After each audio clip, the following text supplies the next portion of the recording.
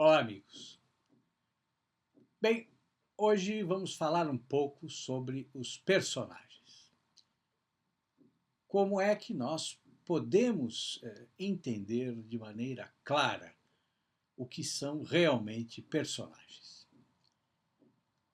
Bem, eu acredito que há uma forma de pensar nos personagens, né, que pode ajudar você.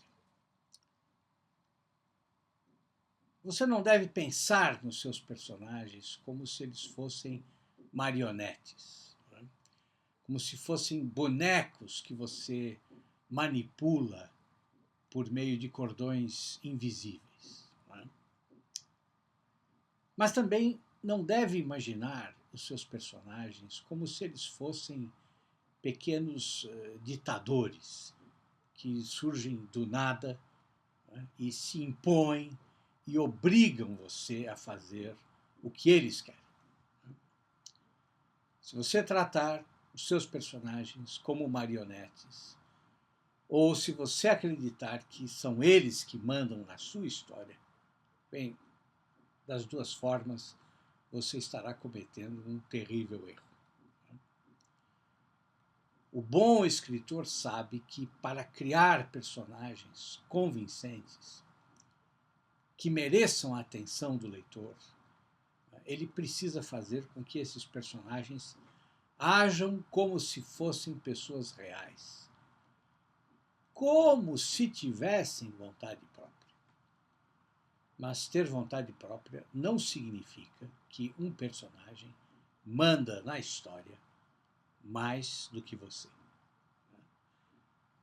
Vejam, os escritores tratam essa questão de formas diferentes.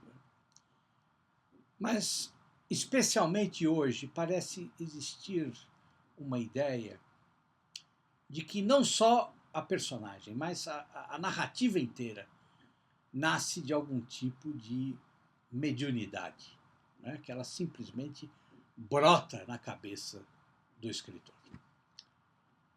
É claro que o domínio absoluto do processo criativo, no sentido de ser um domínio plenamente consciente nos mínimos detalhes, esse domínio não existe.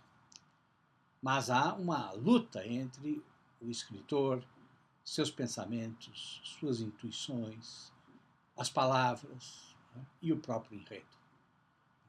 Um enredo que ganha corpo, se desenvolve e se modifica ao longo do processo de escrita. Ou seja, nenhum escritor se submete de forma inocente, né, a alguns espíritos que ficam aí vagando no espaço. E esse discursinho que nós vemos hoje em dia, né, esse discursinho que trata o escritor como um ser passivo, submisso, frágil, né, bem, ele só serve para mistificar o ato de escrever. Ele não expressa a verdade sobre o processo criativo.